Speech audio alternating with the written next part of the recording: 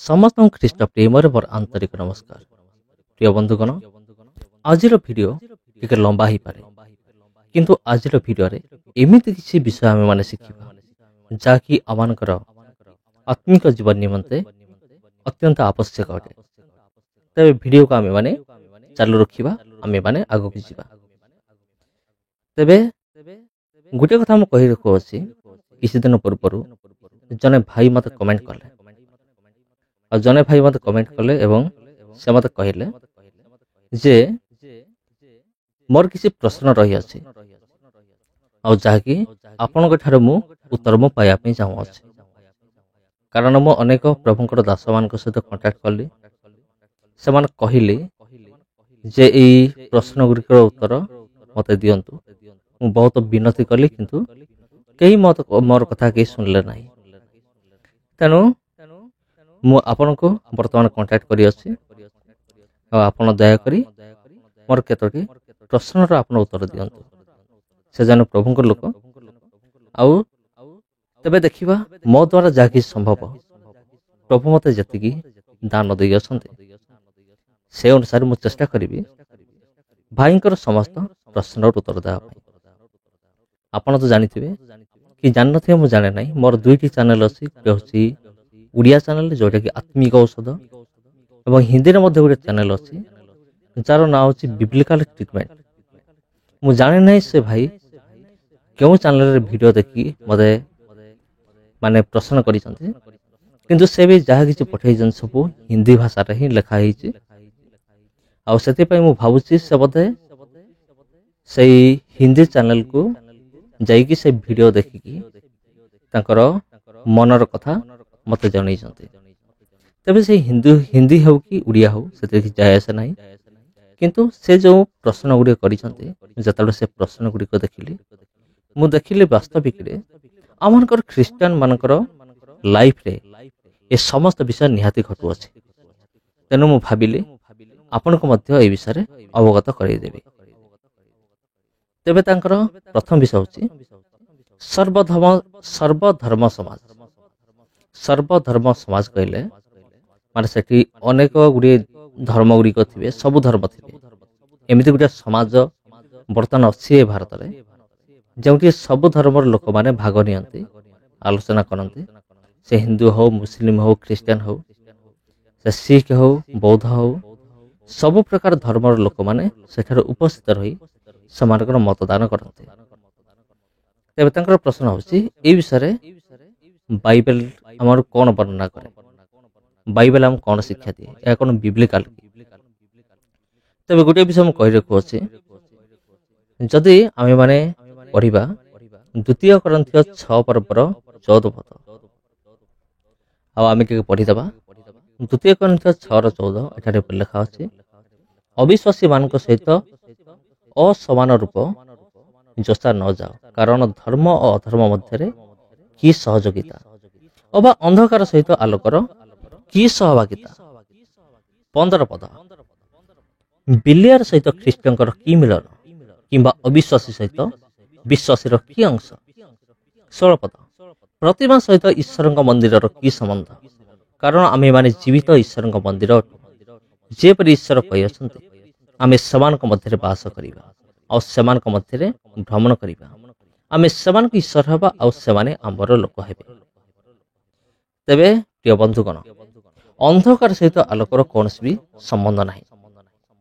तेबे ये जो सर्वधर्म समाज अनेक हूँ कही पारे जे सेठार तो जीशु विषय आलोचना कराउछि, सुसमाचार प्रचार कराउछि। तेबे एटा कौन भूल रहा, भूल कौन एटा तो कौन प्रकार भूल नहीं। तेबे प्रिय बंधुगण, आपणकर जानिबा निमंते अवगत निमंते मु जणाई दउछि, आमे माने सुसमाचार आमे रास्ता रे प्रचार करि परिबा, बाजार मध्य सुसमाचार दे परिबा, व्यक्तिगत भाव में का सहित मिसिकी ताको मध्य सुसमाचार दे परिबा। किंतु ए जो सबु धर्म सहित मिसिकी आउ मिसिकी समान सहित सहमत हेबा, समानकर मत सहित एकमत हेबा, एटा बाइबल किंतु विरोध करे। तेबे जे सर्वधर्म समाज आ द्वितीय प्रश्न होछि परिवार मध्य जन जनक प्रति पक्षपात करिबा।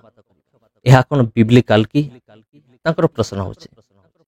ଆଉ ଏମିତି କଲେ କ'ଣ ଅନନ୍ତ ଜୀବନ ମିଳେ କି? ତେବେ ଏହି ପ୍ରଶ୍ନ ଆମମାନଙ୍କ ନିମନ୍ତେ ମଧ୍ୟ ଅନେକ ଭାବନ୍ତି, ମୁଁ ତ ପ୍ରଭୁ ଯୀଶୁଖ୍ରୀଷ୍ଟଙ୍କୁ ବିଶ୍ୱାସ କରିଅଛି, ତେବେ ଯାହା କଲେ ବି ଚଳିବ, ସେ ପରିବାର ଭିତରେ ହଉ କି ପରିବାର ବାହାରେ ହଉ, ତେବେ କୌଣସି ଅସୁବିଧା ନାହିଁ। କିନ୍ତୁ ବାକ୍ୟ ଆମକୁ କ'ଣ କହେ? ବାକ୍ୟ ଆମକୁ କହେ କର୍ମ ବିନା ବିଶ୍ୱାସ ହେଉଛି ମୃତ। ତେବେ ବିଶ୍ୱାସ ସହିତ କର୍ମ ମଧ୍ୟ ଦରକାର। ତେବେ କର୍ମ ବିନା ବିଶ୍ୱାସ ମୃତ। ଯାକୁବ 2 ପର୍ବର 17 ପଦ ଏବଂ 22 ପଦ ଯଦି ଆମେ ପଢିବା, ଯାକୁବ 2:17 ଏଠି ଏପରି ଲେଖାଯାଏ, ସେହିପରି ମଧ୍ୟ ବିଶ୍ୱାସ କର୍ମ ବିନା ନିଜେ ମୃତ। ଆଉ ଯଦି ଆମେ 22 ପଦକୁ ଲକ୍ଷ୍ୟ କରିବା, ଆଉ ସେଠି ଏପରି ଲେଖାଯାଏ, ଯାକୁବ ତାର 2 ପର୍ବର 22 ପଦ, ତୁମ୍ଭେ ଦେଖୁଅଛ ଯେ ବିଶ୍ୱାସ ତାଙ୍କ କର୍ମର ସହକାରୀ ଥିଲା, ଆଉ କର୍ମ ଦ୍ୱାରା ବିଶ୍ୱାସ ସିଦ୍ଧ ହେଲା। ତେବେ ଏଠାରେ ଅବ୍ରାହମଙ୍କ ବିଷୟ ଲେଖା ଅଛି। ତେବେ ଯେଉଁ ଅବ୍ରାହମ ପରମେଶ୍ୱରଙ୍କ ଅତି ନିକଟବର୍ତ୍ତୀ ଥିଲେ, ତାଙ୍କର ଯେଉଁ ବିଶ୍ୱାସ ଥିଲା ତାହା କର୍ମ ସହିତ ବିଶ୍ୱାସ ଥିଲା, ଯାହାକି ବାକ୍ୟ ଆମକୁ ସ୍ପଷ୍ଟ ଆମକୁ ପ୍ରମାଣ ଦିଏ। ତେବେ ଅନେକ କହନ୍ତି ପରିବାର ମଧ୍ୟରେ ଯାହା କଲେ ବି ଚଳିବ, କାରଣ ବିଶ୍ୱାସ କରିଦେଲେ ଯଥେଷ୍ଟ। ଯଦି ବିଶ୍ୱାସ କେବଳ ବିଶ୍ୱାସ ଯଦି ଯଥେଷ୍ଟ ହେଇଥାନ୍ତା, ତେବେ ପ୍ରଭୁ ଯୀଶୁଖ୍ରୀଷ୍ଟ ମନ ପରିବର୍ତ୍ତନର ବିଷୟ ସେ ଘୋଷଣା କରିନଥାନ୍ତେ, ଯାହାକି ଲେଖା ଅଛି ମାର୍କ ତାର 1 ପର୍ବର 14 ପଦ। ମାର୍କ ତାର 1 ପର୍ବର 14 ପଦ। ଯୋହନ କାରାରୁଦ୍ଧ ହେଲା ପରେ ଯୀଶୁ ଗାଲିଲକୁ ଆସି ଈଶ୍ୱରଙ୍କ ସୁସମାଚାର ଘୋଷଣା କରି କହିବାକୁ ଲାଗିଲେ, କାଳ ସମ୍ପୂର୍ଣ୍ଣ ହେଲାଣି, ଈଶ୍ୱରଙ୍କ ରାଜ୍ୟ ସନ୍ନିକଟ, ମନ ପରିବର୍ତ୍ତନ କର ଓ ସୁସମାଚାରରେ ବିଶ୍ୱାସ କର। ପ୍ରଭୁ ଯୀଶୁଖ୍ରୀଷ୍ଟ ମନ ପରିବର୍ତ୍ତନ ବିଷୟରେ ଏଠାରେ କହୁଛନ୍ତି। ତେଣୁ ଆମମାନଙ୍କର ବିଶ୍ୱାସ କେବଳ ଯଥେଷ୍ଟ ନୁହେଁ, ଆମମାନଙ୍କର ମନ ପରିବର୍ତ୍ତନ ହେବା ଦରକାର। ତେବେ ତୃତୀୟ ହେଉଛି, ଆଉ ତୃତୀୟ ପ୍ରଶ୍ନ ହେଉଛି ଯେ ଅନେକ ସମୟରେ ଆପଣ ବି ଦେଖିଥିବେ, ଯେତେବେଳେ ଚର୍ଚ୍ଚରେ ବାକ୍ୟ ଯେତେବେଳେ ଦିଆଯାଏ, ସେତେବେଳେ ଅନେକ ଶୋଇପଡ଼ନ୍ତି, ଅନେକ ଘୁମାନ୍ତି, ଅନେକ ଅଛନ୍ତି ଯେଉଁମାନେ କି ମୋବାଇଲରେ ଗେମ୍ ଖେଳୁଥିବେ, ଏପଟେ ବାକ୍ୟ ଚାଲିଥିବ, ଇଆଡ଼େ ମୋବାଇଲରେ ଗେମ୍ ଖେଳୁଥିବେ। ତେବେ ଏଇସବୁ କରିବା କ'ଣ ବିବ୍ଲିକାଲ କି? ଏଟା ନିଶ୍ଚୟ ରୂପେ ବିବ୍ଲିକାଲ ନୁହେଁ। ଏଇସବୁ ହେଉଛି ମାନେ ଯଦି ଚର୍ଚ୍ଚ ଭିତରେ ଏଇ ସମସ୍ତ ବିଷୟ ହେଉଛି, ତାର ଅର୍ଥ ହେଉଛି ପରମେଶ୍ୱରଙ୍କର ଭୟ ବିଶ୍ୱାସୀ ମାନଙ୍କର ଭିତରେ ନାହିଁ, କିମ୍ବା ପରମେଶ୍ୱରଙ୍କ ଉପସ୍ଥିତି ଚର୍ଚ୍ଚ ଭିତରେ ନାହିଁ। ଆଉ ଏଠାରେ ଅଛନ୍ତି କେବଳ ନାମଧାରୀ ଖ୍ରୀଷ୍ଟିଆନ ମାନେ, ଯେଉଁମାନେ କି ନାଁକୁ ମାତ୍ର ଖ୍ରୀଷ୍ଟିଆନ, ଆଉ ସେମାନେ କ'ଣ କରନ୍ତି? ଏ ସମସ୍ତ ବିଷୟ କରନ୍ତି। କିନ୍ତୁ ଯଦି ଆମେ ମାନେ ଏକ ହିନ୍ଦୁମାନଙ୍କର ଜୀବନକୁ ଯଦି ଖ୍ରୀଷ୍ଟିଆନଙ୍କ ଜୀବନ ସହିତ ତୁଳନା କରିବା, ତେବେ ଏଇଭଳି ଖ୍ରୀଷ୍ଟିଆନ ମାନେ ହିନ୍ଦୁମାନଙ୍କ ଠାରୁ ଆହୁରି ହୀନ। ତେବେ କାହିଁକି? ତେବେ ଦେଖନ୍ତୁ, ହିନ୍ଦୁମାନେ ମନ୍ଦିରକୁ ଯାଆନ୍ତି, ପୂଜା କରନ୍ତି, ଏକ ପଥରକୁ ପୂଜା କରିକି ମଧ୍ୟ ଦେଖିବେ ସେମାନଙ୍କର ହୃଦୟରେ କେମିତି ଭୟ ଏବଂ ଭକ୍ତିର ସହିତ ସେମାନେ ମନ୍ଦିର ଭିତରେ ବସିଥିବେ ଏବଂ ପୂଜାରେ ସେମାନେ ବସିଥିବେ। କିନ୍ତୁ ସେଇ ଭୟ ଜୀବିତ ପରମେଶ୍ୱର ପ୍ରତି କାହିଁ? ଜୀବିତ ପରମେଶ୍ୱର ପ୍ରତି ସେ ଭୟ ଆଉ ନାହିଁ। ତେବେ ଏଠାରେ ଲେଖା ଅଛି, ଯଦି ଆମେ ଉପଦେଶକତାର 12 ପର୍ବର 13 ପଦ ପଢିବା, ଏପରି ଲେଖା ଅଛି, ସାର କଥା ଏହି ସବୁ ଶୁଣା ଯାଇଅଛି, ପରମେଶ୍ୱରଙ୍କୁ ଭୟ କର ଓ ତାହାଙ୍କର ଆଜ୍ଞା ସବୁ ପାଳନ କର, କାରଣ ଏହା ହିଁ ମନୁଷ୍ୟର ପୁଣ୍ୟ କର୍ତ୍ତବ୍ୟ କର୍ମ। ତେବେ ପରମେଶ୍ୱରଙ୍କୁ ଭୟ କରିବା ବିଷୟରେ ଲେଖା ଅଛି। ତେବେ ସର୍ବଶକ୍ତିମାନ ପରମେଶ୍ୱର, ସର୍ବଦର୍ଶୀ, ସର୍ବବ୍ୟାପୀ, ଏଇଭଳି ଏକ ପରମେଶ୍ୱରଙ୍କୁ ଭୟ କରିବା ନିହାତି ଦରକାର। କିନ୍ତୁ ସେ ଭୟ ଏବଂ ଭକ୍ତି ଆଜିକାଲିର ଖ୍ରୀଷ୍ଟିଆନ ମାନଙ୍କର ଜୀବନରେ ବହୁତ ଅଭାବ ଦେଖାଯାଏ। ତେଣୁ ସେମାନେ ନାଁକୁ ମାତ୍ର ଚର୍ଚ୍ଚକୁ ଯାଆନ୍ତି, ସେଠାରେ ବସନ୍ତି, ପ୍ରାର୍ଥନା କରନ୍ତି, ସବୁକିଛି କରନ୍ତି, କିନ୍ତୁ ମାତ୍ର ନାଁକୁ। ତାର ଅର୍ଥ ହେଉଛି ସେଇ ଚର୍ଚ୍ଚରେ ପରମେଶ୍ୱରଙ୍କ ଉପସ୍ଥିତି ବିଲକୁଲ ବି ନାହିଁ। କିଏ ଉପସ୍ଥିତି କରିଛି? ଉପସ୍ଥିତି କାହାର ଅଛି? ଶୟତାନର ଉପସ୍ଥିତି ରହିଅଛି। ତେବେ 4 ନମ୍ବର ପ୍ରଶ୍ନ ହେଉଛି, ପାଷ୍ଟର ମାନଙ୍କୁ ଘଣ୍ଟା ଘଣ୍ଟା ଧରି ମେସେଜ ଦେବା କିମ୍ବା ଘଣ୍ଟା ଘଣ୍ଟା ଧରି ପ୍ରାର୍ଥନା କରିବା ବା ତାଙ୍କର କହିବାର ଅର୍ଥ ହେଉଛି ଲମ୍ବା ବାକ୍ୟ ଏବଂ ଲମ୍ବା ପ୍ରାର୍ଥନା। এই ବିଷୟରେ ବାଇବଲ କ'ଣ କହେ? ତେବେ ଆମେ ଯଦି ବାଇବଲକୁ ଲକ୍ଷ୍ୟ କରିବା, ପରମେଶ୍ୱର ବାକ୍ୟକୁ ଦେଖିବା, ତେବେ ବାକ୍ୟ ଯେତେ ସମୟ ବି ହେଉନା କାହିଁକି ତାହା ପରମେଶ୍ୱରଙ୍କର ଇଚ୍ଛା ଅନୁସାରେ ହେବା ଦରକାର। ତାପରେ ଆଉ ଗୋଟେ ବିଷୟ ହେଉଛି ଯେଉଁଠି ଯାହା ଆବଶ୍ୟକ, ଆଉ କେଉଁଠି ଲମ୍ବା ପ୍ରାର୍ଥନା ଦରକାର, କେଉଁଠି ଛୋଟ ପ୍ରାର୍ଥନା ଦରକାର, ଏହା ଜଣେ ପାଷ୍ଟରର ତାର ଜାଣିବା ଦରକାର। ପ୍ରାର୍ଥନା ଲମ୍ବା ହେଲେ କିଛି ଫରକ ପଡ଼େନି। ଯଦି ପବିତ୍ର ଆତ୍ମାଙ୍କର ସାଥ ଯଦି ନାହିଁ, ତେବେ ଲମ୍ବା ପ୍ରାର୍ଥନା ଲମ୍ବା ବାକ୍ୟରେ କୌଣସି ବି ଫରକ ପଡ଼େନି। ଯଦି ଆମେ ଦେଖିବା ବିଲି ଗ୍ରାହାମଙ୍କର ଜୀବନ, ବିଲି ଗ୍ରାହାମ ବୋଲି ଜଣେ ପରମେଶ୍ୱରଙ୍କ ଦାସ ଥିଲେ। ସେ ଯେତେବେଳେ ଇଣ୍ଡିଆକୁ ଆସିଲେ, ସେ ମାତ୍ର 5 ମିନିଟ ବାକ୍ୟ ପ୍ରଚାର କଲେ, କିନ୍ତୁ ତାଙ୍କର 5 ମିନିଟ ବାକ୍ୟରେ ହଜାର ହଜାର ଲକ୍ଷ ଲକ୍ଷ ଲୋକମାନେ ସେମାନେ ପ୍ରଭୁ ଯୀଶୁଖ୍ରୀଷ୍ଟଙ୍କୁ ଗ୍ରହଣ କଲେ।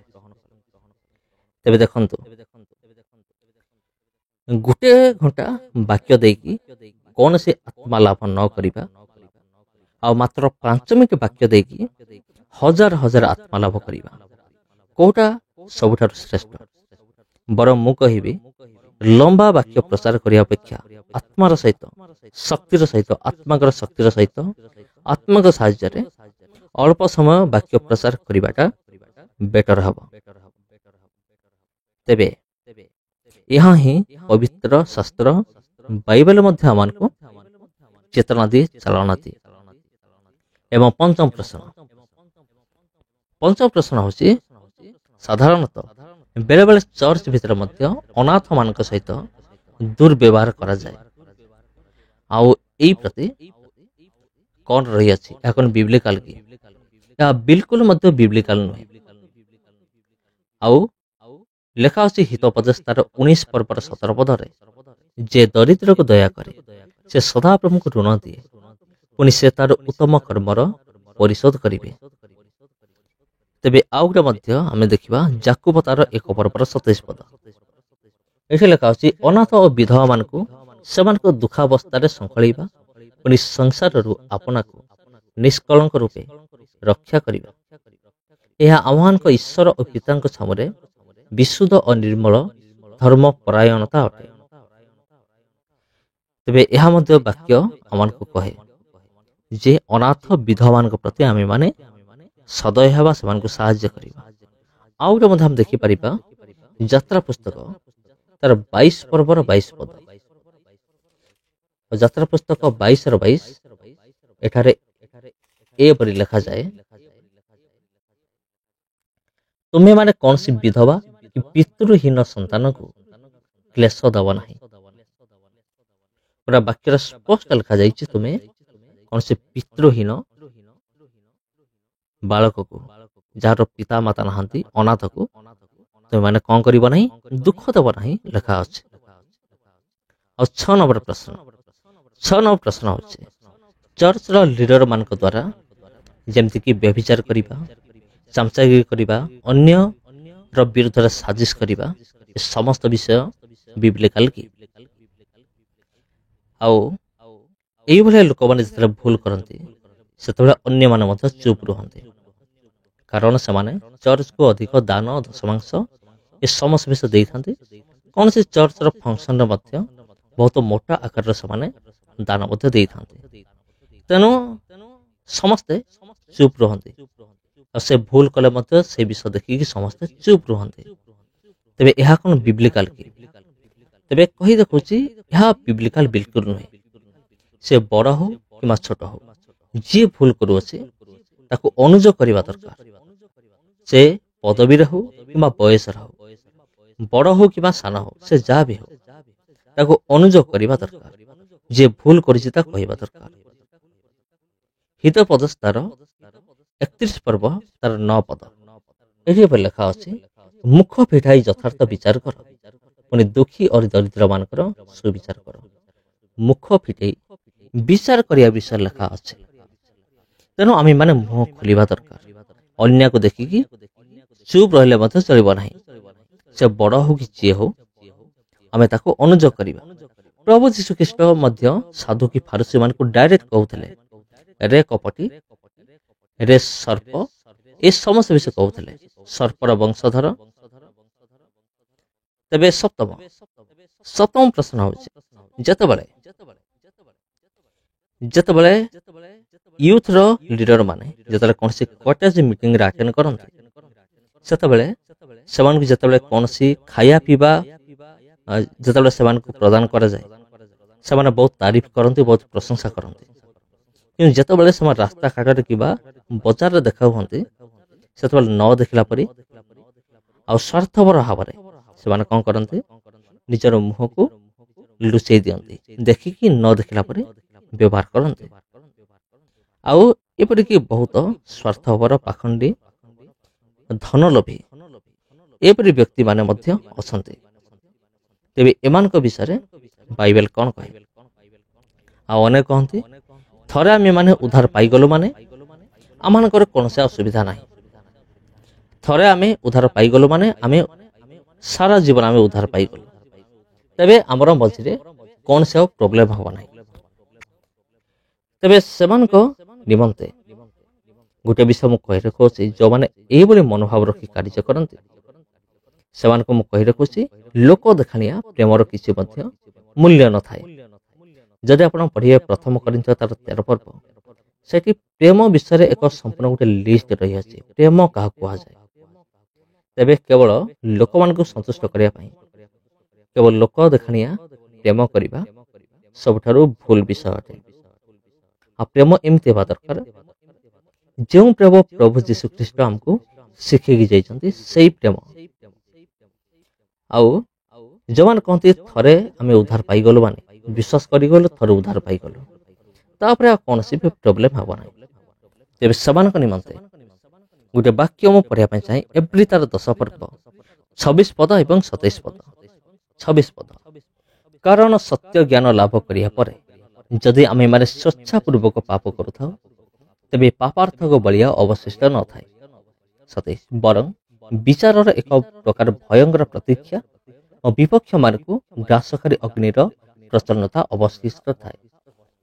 ତେବେ ଯଦି ଜାଣି ଶୁଣି ଆମେମାନେ ପାପ କରୁଅଛୁ, ଥରେ ତ ଆମେମାନେ ରକ୍ଷା ପାଇଗଲୁ, କୌଣସି ଅସୁବିଧା ନାହିଁ, ଏବେ ମନ ଇଚ୍ଛା ଯେତେ ପାପ କର, କୌଣସି ପ୍ରୋବ୍ଲେମ ନାହିଁ, ଏହିଭଳି ଚିନ୍ତାଧାରା ଯଦି କାହାର ରହିଅଛି, ତେବେ ସେ ବହୁତ ବଡ଼ ଭୁଲ କରୁଅଛି। ଆଉ ଏଠାରେ ସ୍ପଷ୍ଟ ଲେଖାଯାଇଛି, ତା ପାଇଁ ନର୍କ ତା ପାଇଁ ଅପେକ୍ଷା କରିକି ରହିଅଛି। ତେବେ ଖ୍ରୀଷ୍ଟରେ ପ୍ରିୟ ଭାଇ ଏବଂ ଭଉଣୀମାନେ, ଏବଂ ଅଷ୍ଟମ ପ୍ରଶ୍ନ ହେଉଛି, ମୃତ୍ୟୁ ଭୋଜ ଦେବା କ'ଣ ବିବ୍ଲିକାଲ କି? ତାଙ୍କର କହିବାର ଅର୍ଥ ହେଉଛି, ଜଣେ ମରିଗଲା ପରେ ଯେତେବେଳେ ସେ ମୃତ ବ୍ୟକ୍ତି ଉଦ୍ଦେଶ୍ୟରେ ଭୋଜି ଦିଆଯାଏ, ତେବେ ତାହା ଦେବା ଏକ ବିବ୍ଲିକାଲ କି? ତା ବାଇବଲ କ'ଣ ଅନୁମତି ପ୍ରଦାନ କରେ କି? ମୁଁ ପୁଣି ଥରେ ସେଇ ବାକ୍ୟକୁ ଯିବି। 1 Corinthians ତାର 6 ପର୍ବର ତାର 14 ପଦ, ଏଠି ଏପରି ଲେଖାଯାଏ, 2 Corinthians 6:14, ଅବିଶ୍ୱାସୀମାନଙ୍କ ସହିତ ଅସମାନ ରୂପେ ଯୋଚା ନ ଯାଅ, କାରଣ ଧର୍ମ ଓ ଅଧର୍ମ ମଧ୍ୟରେ କି ସହଯୋଗିତା, ଅବା ଅନ୍ଧକାର ସହିତ ଆଲୋକର କି ସହଭାଗିତା। ତେବେ ଖ୍ରୀଷ୍ଟରେ ପ୍ରିୟ ଭାଇ ଏବଂ ଭଉଣୀମାନେ, ଯଦି ବିଜାତିମାନେ ଯାହା କରିବେ ଆମେ ବି ଯଦି ତାହା କରିବା, ତେବେ ତାଙ୍କ ଆମ ଭିତରେ କ'ଣ ଫରକ ରହିଯିବ? ସେମାନେ ଜାଗତିକରେ ଚାଲୁଛନ୍ତି, ଆମେ ବି ଚାଲିବା। ସେମାନେ ପୂଜା କରୁଛନ୍ତି, ଆମେ ବି କରିବା। ସେମାନେ ଜଗତର ରୀତିନୀତି ସବୁ ପାଳନ କରୁଛନ୍ତି, ଆମେ ବି ପାଳନ କରିବା। ତେବେ ଆମମାନଙ୍କର ଖ୍ରୀଷ୍ଟିଆନ ହେବାର, ପ୍ରଭୁ ଯୀଶୁଖ୍ରୀଷ୍ଟଙ୍କୁ ଜାଣିକି ଯୀଶୁଙ୍କ ପଛରେ ଚାଲିବାର କି ଲାଭ? ତେବେ ଏ ସମସ୍ତ ବିଷୟରେ କୌଣସି ବି ଆବଶ୍ୟକତା ହିଁ ନାହିଁ।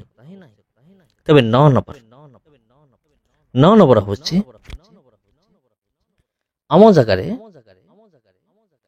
କିଛି ଖ୍ରୀଷ୍ଟିଆନ ଲୋକମାନେ ପୁରୁଣା ଦେବୀ ଦେବତା ମାନଙ୍କୁ ମଧ୍ୟ ସେମାନେ ମାନ୍ୟ କରିଥାନ୍ତି। ତେବେ ଏହା ତ ସବୁଠାରୁ ଦୁଃଖର ବିଷୟ ଅଟେ। ଆଉ ନିଜ ନିଜ ଜାତି ମଧ୍ୟରେ ସେମାନେ ମ୍ୟାରେଜ କରିଥାନ୍ତି। କ'ଣ ଏପରି କରିବା ବିବ୍ଲିକାଲ କି? ଆଉ ଏମିତି କେବଳ ସାଧାରଣ ଲୋକ ହିଁ ନୁହନ୍ତି, ଏଥିରେ ପାଷ୍ଟର ମାନେ, ଡିକନ ମାନେ ଆଉ ଏଲ୍ଡର ମାନେ ମାନେ ପ୍ରାଚୀନ ମାନେ ସେମାନେ ମଧ୍ୟ ଏଇ ସବୁ କାର୍ଯ୍ୟ କରନ୍ତି। ଆଉ ଏଇ ସବୁ ବିବ୍ଲିକାଲ କି ବାଇବେଲ ଏସବୁ ଅନୁମତି ଦିଏ କି? ତେବେ ଗୋଟେ ବିଷୟ ମୁଁ କହି ରଖୁଛି, ଯେଉଁ ବାଳକମାନେ ପ୍ରଭୁ ଯୀଶୁଖ୍ରୀଷ୍ଟଙ୍କୁ ମାନିବା ସହିତ ଅନ୍ୟ ଦେବାଦେବୀ ମାନଙ୍କୁ ମଧ୍ୟ ସେମାନେ ମାନୁଛନ୍ତି, ମୋ ମତରେ ସେମାନେ ବାଳକ ହିଁ ସେମାନେ ନୁହନ୍ତି। ଆଉ ସେମାନେ କଣ? ସେମାନେ ହଉଛନ୍ତି ମେଣ୍ଢା ବେଶରେ ବାଘ ବା ସିଂହ, ଆପଣ ଯାହା ବି କିଛି କହିପାରିବେ। ଆଉ ସେମାନଙ୍କର କାମ ହଉଛି ସେମାନଙ୍କ ମେଷମାନଙ୍କୁ ଫାଡ଼ିକି ଖାଇବା ହଉଛି ସେମାନଙ୍କର କାମ। ଆତ୍ମିକ ଦିଗରେ ସେମାନେ କଣ କରୁଛନ୍ତି? ନିଜର ବିଶ୍ୱାସୀ ମାନଙ୍କୁ ହିଁ ସେମାନେ ପଥଭ୍ରଷ୍ଟ କରି ସେଇମାନେ ହିଁ ବିଶ୍ୱାସୀମାନଙ୍କୁ ନର୍କକୁ ନେଉଛନ୍ତି। ତେବେ ଅନ୍ୟକୁ ଆମେ ସାହାଯ୍ୟ କରିବା, କିନ୍ତୁ ବିବ୍ଲିକାଲ ମାନେ ବାଇବେଲରେ ଯାହା ଆମକୁ ମନା କରେ ସେ ସମସ୍ତ ବିଷୟ ଆମେ ମାନେ କରିବା ନାହିଁ। ଆଉ ଯଦି ସେମାନେ ତାହା ସବୁ କରୁଛନ୍ତି, ତାହେଲେ ସେମାନେ ଯୀଶୁଙ୍କୁ ହୃଦୟରେ ଏ ପର୍ଯ୍ୟନ୍ତ ସେମାନେ ସ୍ଥାନ ଦେଇନାହାନ୍ତି। ମତେ ତ ଆଶ୍ଚର୍ଯ୍ୟ ଲାଗୁଛି, ସେମାନେ କୋଉ ଭଳିଆ ପାଳକ ସେମାନେ, ଯେଉଁମାନେ କି ଯୀଶୁଙ୍କୁ ବିଶ୍ୱାସ କରିବା ସହିତ ଅନ୍ୟ ଦେବାଦେବୀ ମାନଙ୍କୁ ମଧ୍ୟ ବିଶ୍ୱାସ କରନ୍ତି, ସେମାନଙ୍କୁ ପ୍ରଣାମ କରନ୍ତି କି ସେମାନଙ୍କୁ ମୁଣ୍ଡିଆ ମାରନ୍ତି। ଏମାନେ ନାମଧାରୀ ପାଷ୍ଟର ବା ପାଳକ ବୋଲି କୁହାଯାଏ। ଆଉ ଏମାନେ ନିଜର ମେଷମାନଙ୍କୁ ହିଁ ସେମାନେ ପଥଭ୍ରଷ୍ଟ କରନ୍ତି। ତାହେଲେ ଯଦି ଆମେ ଦେଖିବା ସେମାନେ ଯୀଶୁଙ୍କୁ ପାଇନାହାନ୍ତି, ବାଇବେଲରେ ଦେଖିବା ପ୍ରତିମା ପୂଜା ବିଷୟରେ ବାଇବେଲ କଣ କହେ। ତେବେ 10 ଆଜ୍ଞା ଦେଖିବା। ତେବେ ପ୍ରଥମ ଆଜ୍ଞା ହେଉଛି ଆମ୍ଭ ସାକ୍ଷାତରେ ତୁମ୍ଭର କୌଣସି ଦେବତା ହେବ ନାହିଁ। ଦ୍ୱିତୀୟ ଆଜ୍ଞା ହେଉଛି ତୁମ୍ଭେ ଆପଣା ନିମନ୍ତେ କୌଣସି ଖୋଦିତ ପ୍ରତିମା ନିର୍ମାଣ କରିବ ନାହିଁ। ତୁମେ ସେମାନଙ୍କୁ ପ୍ରଣାମ କରିବ ନାହିଁ, ତୁମେ ସେମାନଙ୍କୁ ସେବା କରିବ ନାହିଁ। ପୁରା କ୍ଲିଅର ବାଇବେଲରେ ଲେଖା ଅଛି। ତେବେ ପ୍ରତିମା ପୂଜା ନ କରିବା ପାଇଁ ବାଇବେଲରେ ବର୍ଣ୍ଣନା କରାଯାଇଛି। ଆଉ ମଧ୍ୟ ଆମେ ଦେଖିପାରିବା ପ୍ରଥମ କରିନ୍ଥୀୟ 10 ପର୍ବର ତାର 14 ପଦ। ପ୍ରଥମ କରିନ୍ଥୀୟ 10:14 ଏଠି ଲେଖାଯାଏ, ଅତଏବ ହେ ମୋର ପ୍ରିୟମାନେ ପ୍ରତିମା ପୂଜାରୁ ପଳାୟନ କର। ପ୍ରତିମା ପୂଜାରୁ ପଳାୟନ କର ବୋଲି ଲେଖା ଅଛି। ଆଉ ମଧ୍ୟ ଆମେ ଦେଖିପାରିବା ପ୍ରଥମ ଯୋହନ 5:21 ଏଠି ମଧ୍ୟ ଲେଖା ଅଛି, ହେ ବତ୍ସଗଣ ପ୍ରତିମା ମାନଙ୍କ ଠାରୁ ଆପଣା ଆପଣାକୁ ରକ୍ଷା କର ବୋଲି ଲେଖା ଅଛି। ଆଉ ପଢିବା ପ୍ରକାଶିତ ବାକ୍ୟ ତାର 21 ପର୍ବର ତାର 8 ପଦ।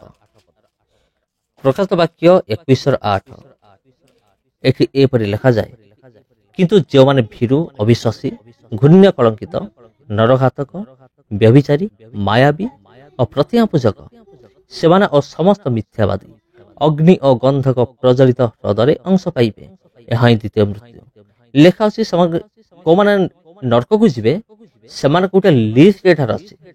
ଆଉ ସେଇ ଲିଷ୍ଟ ଭିତରେ ପ୍ରତିମା ପୂଜକ ଆଉ ଯେଉଁମାନେ କଣ କରନ୍ତି, ପ୍ରତିମା ପୂଜା କରନ୍ତି, ସେଇମାନଙ୍କ ଲିଷ୍ଟ ମଧ୍ୟ ରହିଅଛି। ତେବେ ପ୍ରିୟ ବନ୍ଧୁଗଣ, ଖ୍ରୀଷ୍ଟରେ ପ୍ରିୟ ଭାଇ ଏବଂ ଭଉଣୀମାନେ, ଆଉ ଯଦି ଆମେ ଦେଖିବା ସେ ପ୍ରକାଶିତ ବାକ୍ୟ 22 ପର୍ବର ତାର 15 ପଦ ଏଠି ମଧ୍ୟ ଲେଖା ଅଛି, କୁକୁର ମାନେ, ମାୟାବୀ, ବ୍ୟଭିଚାରୀ, ନରଘାତକ, ପ୍ରତିମା ପୂଜକ, ପୁଣି ମିଥ୍ୟା ପ୍ରିୟ ଓ ମିଥ୍ୟାଚାରୀ ମାନେ ବାହାରେ ରହିବେ। ତେବେ ପ୍ରତିମା ପୂଜା କରୁଥିବା ବା ଅନ୍ୟ ଦେବାଦେବୀ ମାନଙ୍କୁ ମାନୁଥିବା ବ୍ୟକ୍ତିମାନେ କଦାପି ଈଶ୍ୱରଙ୍କ ରାଜ୍ୟର ଅଧିକାରୀ ହେଇପାରିବେ ନାହିଁ। ସେମାନେ କେବେ ହେଲେ ମଧ୍ୟ ସ୍ୱର୍ଗକୁ ଯିବେ ନାହିଁ। ଏଇଟା ଥିଲା ଭାଇଙ୍କର କିଛି ପ୍ରଶ୍ନ। ତେବେ ଆଉ ଆମେ ଦେଖିବା ସେ କଣ କହିଥିଲେ। ଆଉ ତାଙ୍କର କହିବାର ଅର୍ଥ ହେଉଛି, ତାଙ୍କର ଗାଁରେ ଭିନ୍ନ ଭିନ୍ନ ଡିନୋମିନେସନର ଖ୍ରୀଷ୍ଟିଆନ ଲୋକମାନେ ବାସ କରନ୍ତି। ଆଉ ଯେଉଁମାନେ କି ସମାଜରେ ଯଦି ସମସ୍ତ ଖ୍ରୀଷ୍ଟିଆନ ଲୋକମାନେ ଏକଜୁଟ ହେବେ, ତେବେ ସେମାନଙ୍କର କୌଣସି ଅସୁବିଧା ହେବ ନାହିଁ। ଜନ୍ମ ହେଲା, ବିବାହ ହେଲା, ମୃତ୍ୟୁ ବି ଆଉ ଯାହା ବି ରହିଆସିଛି ସେଥିରେ କୌଣସି ବି ପ୍ରୋବ୍ଲେମ ହେବ ନାହିଁ। ତେବେ ଗୋଟେ ବିଷୟ ମୁଁ କହି ରଖୁଛି, ଏହା ଧୀରେ ଧୀରେ ହେଉଅଛି। ଆଉ ଆମର ଓଡ଼ିଶାରେ ଏ କାମ ଆରମ୍ଭ ହେଇଛି। ଅନ୍ୟ କୌଣସି ଜାଗାରେ ମୁଁ କହିପାରିବି ନାହିଁ, କିନ୍ତୁ ଆମ ଓଡ଼ିଶାରେ ଏଟା ହେଇଛି। आईटा आमर सारा इंडिया रे ए विषयटा हेबाई जाऊ अछि। प्रत्येक ख्रीस्टान लोक माने समान एकजुट हेकि समान शांतिर सहित समान कौन करिवे समान अन्याय विरुद्ध समान लड़िबे।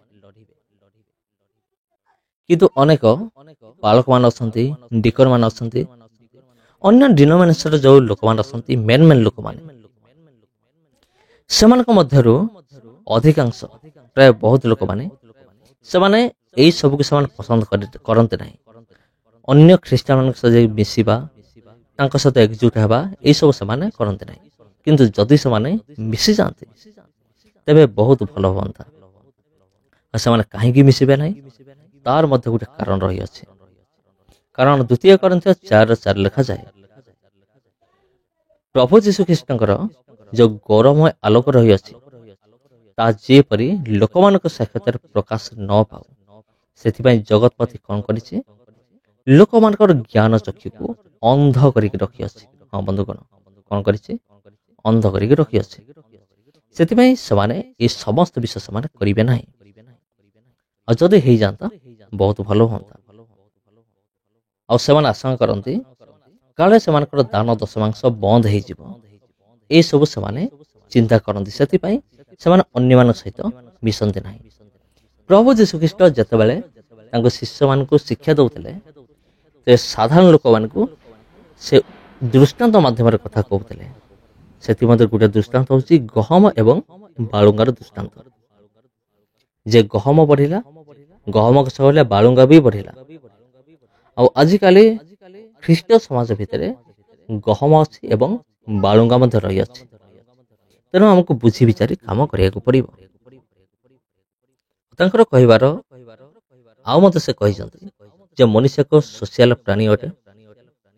आउ समाज रे रही जो माने अन्य मानकर कार्यक्रम रे मध्ये हमको बाध्य के भाग नेबाक पड़ुछि। जेपरि हिंदू हैला बुद्धिस्ट हैला मुस्लिम हैला जे कोन धर्म हो समानकर विभिन्न कार्यक्रम जेपरि पूजा पर्व पौराण हैला कौन से भी प्रोग्राम हैला सेठी जॉइन करिया को पड़े। तबे अन्य जाति मान के सहित कॉम्प्रोमाइज करिया को पड़े। आउ ए समस्त विषय काहे के होसी कारण हमर ख्रीस्टियन लोक माने एकजुट नहाते। सेति मते ए समस्या होसी जदि ख्रीस्टियन लोक माने एकजुट होंते एकता रे रहंते ताहले ए समस्त विषय केवल मते होंता नाही। अनेक भयर सहित मते एकजुट होंते असेमान सहित मिसंते। आ अनेक पास्टर अछंती जमाने कहंती सब धर्म एक भले। मते तो आश्चर्य लागुची एमान को पास्टर कला किए एमान को हिसाब रे निजको पालक बा पास्टर बोली दाबी करंती जमान कहंती सब धर्म एक बोले। जे प्रकृत रे प्रभु को पाइछि से केबे हेले मते कहबो नाही जे सब धर्म एक और से कहबो और से सर्वशक्तिमान परमेश्वर को ही से गौरव दबो। से समस्त विषय करिबो नाही। आ समान कौन करंती आउ समाने चांदा मध्ये दियंती चांदा मध्ये आदाय करंती ए समस्त विषय समान करिथांते। एथिरे पास्टर प्राचीन माने डिकन माने समान मध्ये ए भितरे शामिल अटंती। मो कहि रखुची एहो जे सबठारो लज्जाजनक विषय ए समस्त विषय बिल्कुल मध्य हेबा उचित नहे। तबे ख्रीष्ट रे प्रिय भाई एवं भनी माने आजिर आलोचना किपरि लागिला आपण कमेंट माध्यम रे जणाइबे। आउ जदि आपनक मन रे किछि प्रश्न थाए तबे से प्रश्न मध्ये आपण जणाइबे। तबे ए समस्त विषय आमे आलोचना कले एथि पय आमे आलोचना कले कारण आजि काले समाज रे ए समस्त विषय घटु अछि ग्यारंटी घटु निश्चय घटु अछि। तबे आमे माने कोन करिया दरकार आमे माने लोक मान को अनुसरण करी पवित्र वाक्य बाइबल हमको कोन करिया कहउछि ताको हमें बुझी ए समस्त विषय को बुद्धिर सहित आमे समस्त विषय पालन करबा दरकार। तबे समस्त को ख्रीष्ट प्रेम रे बड़ आंतरिक नमस्कार। पुनि देखाबो आउ वीडियो रे आउ अध्याय। नमस्कार।